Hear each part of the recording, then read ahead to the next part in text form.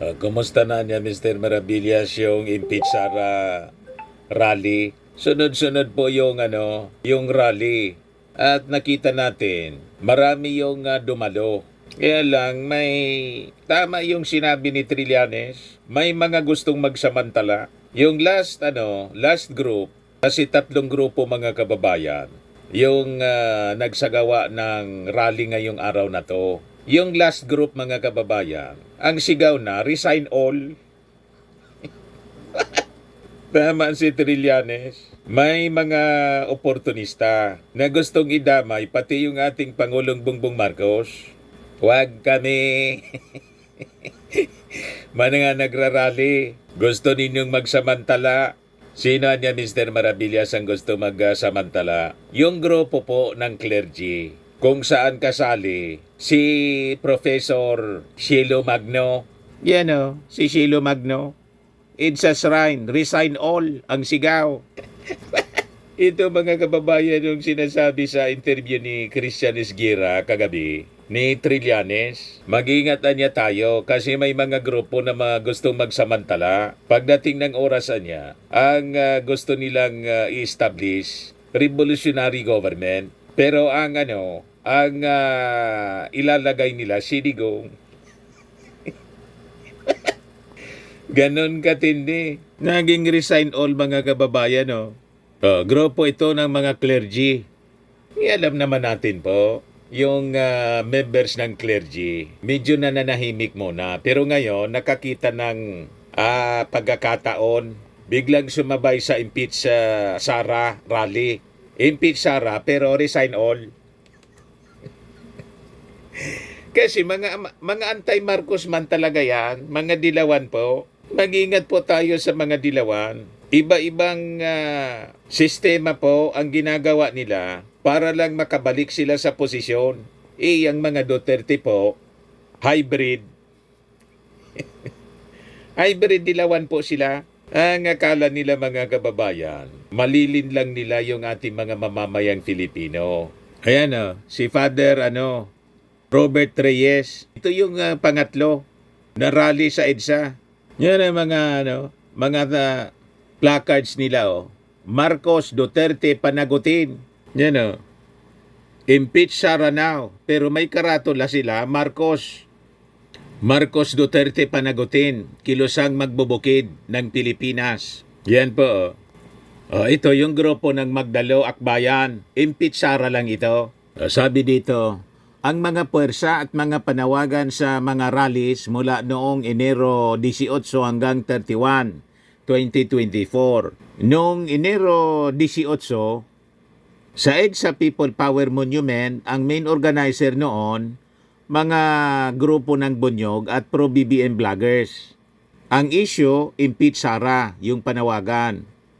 Ang sumuporta, Magdalo Makabayan Black. Ngayong Enero 31, sa EDSA People Power Monument, 9 o'clock kanina, main organizer Magdalo Akbayan. Sumusuporta sumama, mamamayang liberal, tindig Pilipinas, sentro. Ang isyong panawagan nila, impeach Sara. Sinundan, mga kababayan, ng isa pa, Liwasang Bonifacio, 1 to 4 p.m. Ang organizer, Bayan Mona, Bayan, Makabayan Black. Ang issue at panawagan, katiwalian, kahirapan, kawalang pananagutan. Tapos sinundan pa mga kababayan, 2 to 7 p.m. sa EDSA Shrine. Yun na nga po, ang organizer, Clergy and Citizens for Good Governance, yung mga leftist organization, PLM, Sanlakas, BMP. Ang issue at panawagan, anti-Marcos, anti-Duterte, resign all. Ganon sila mga kababayan. Huwag kami, hindi ninyo kami mauuto. Sabi ko sa inyo, dito sa Pilipinas, ang dami mga oportunista. Nanggagatong sila sa kaguluhan. Kaya makikita ninyo, maingat yung ating Pangulong Bongbong Marcos. Kahit dito sa impeachment po, dumistansya siya kasi may mga gustong magsamantala. Kaya sabi ko sa inyo, hintayin natin ang tamang timing. Yung ating Pangulong Bongbong Marcos mga kababayan, hindi siya kontra sa impeachment, nilinaw niya. Kung yung unang statement niya, hindi niya ini-encourage. Ang sabi ni Presidential Legal Counsel, Juan Ponce Enrile, that will be a very very serious precedent. Bad precedent siya. Biglang nag-react yung ating Pangulong Bongbong. Sabi ng ating Pangulo, tamaan niya si Enrile.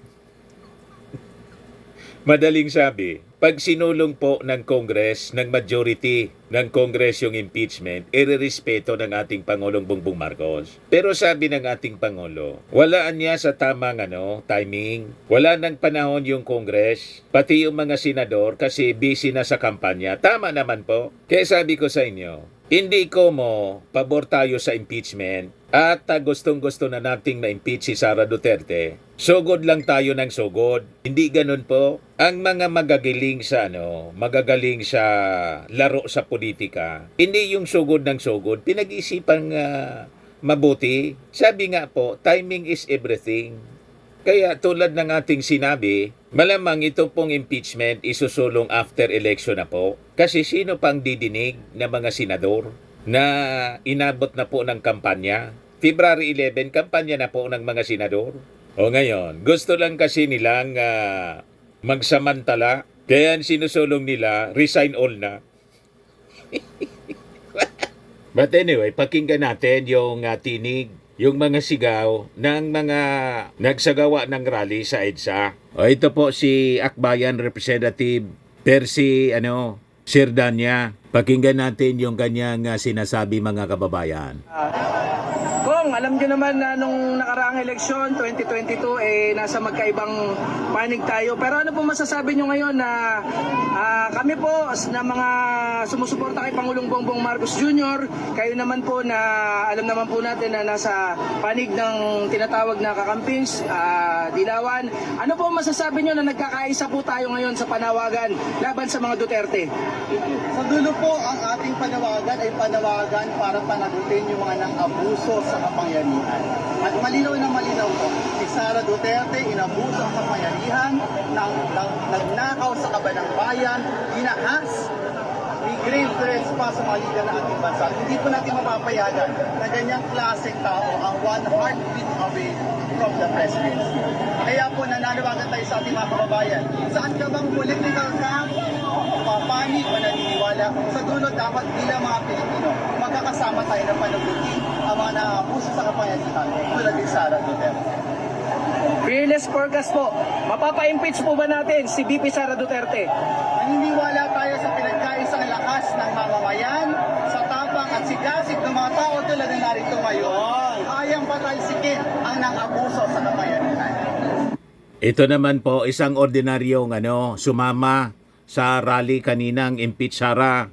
Kung bakit po ako narito at bakit po ako sumama dito sa organisasyon na to, dahil tapos na po, pagod na po ako sa paulit-ulit na nangyayari sa bansang Pilipinas na to, lalo-lalo na sa ginagawa ng mga pamilya ng Duterte, kung paano kaya namin gusto ma-impeach si Duterte sa dami ng pinatay, sa dami ng ginawa nilang kasalanan, pagkamkam sa kayamanan ng Pilipinas, kung bakit naghihirap, lalong naghihirap ang katulad naming mga maliliit na manininda, lalo kami naghihirap dahil sa mga Duterte na kung saan kinamkam nila lahat ng kayamanan ng Pilipinas, lalong-lalo na asan ang pondo, asan na yung pondong tinago at hindi may labas-labas.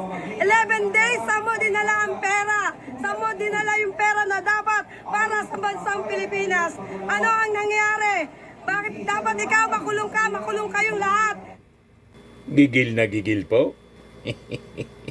Nasaan daw yung milyon na pera ng confidential funds? Nandun po kay Mary Grace Piatos.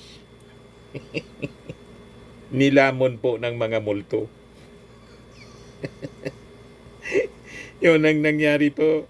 Yan sabi po niya, Akbayan Youth Chairperson Justin Balane, Akbayan Leader kay BP Sara, Pambansang Palamunin. Sabi niya, si Sara ang pambansang palamunin. Tumatanggap lang ng sahod, kumukurap ng pera, walang ginagawa. Matindi po. Sa bagay, wala naman talagang ginagawa. Ang ginagawa, mga kababayan, sige lang ang palabas ng mga recorded statement. Yung latest po, yung sa Chinese New Year. Tapos, nanawagan pa ng unity sa mga Filipino abang umala siya sa unity. Puro baliktad yung sinasabi po. Nanawagan ng pagkakaisa. Ito yung mga nagrally, mga kababayan kaninang impeach Sara.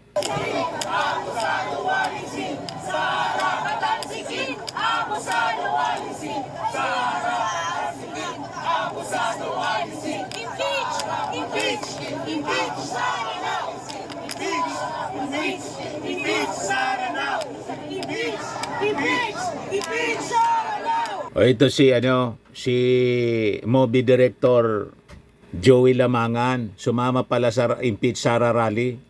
Few questions po, ba't po tayo naparito today sa rally po? Nakikisama ako sa mga tataong tumutupot sa nangyayari sa ating bayan. Opo. Pabor po ba kayo sa impeachment?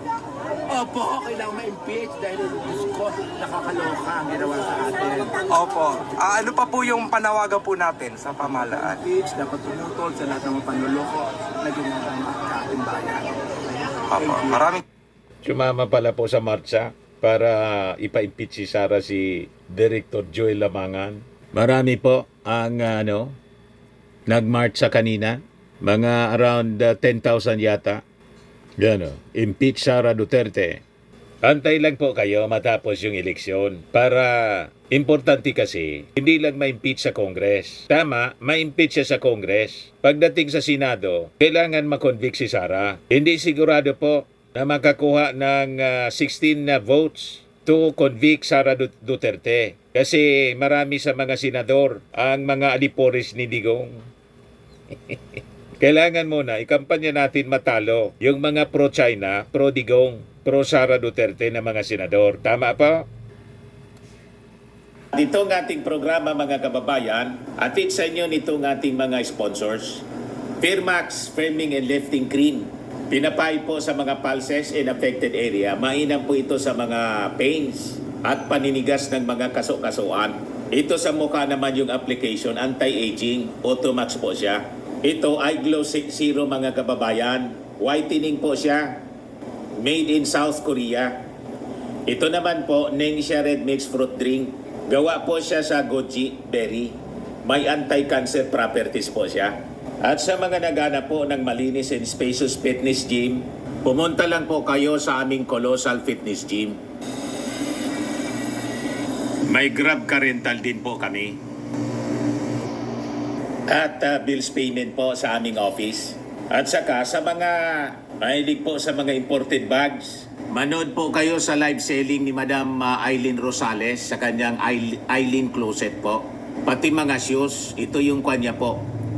Ito yung kanyang page. Kita ninyo, napakagandang mga online selling po siya. Si Madam Aileen Rosales.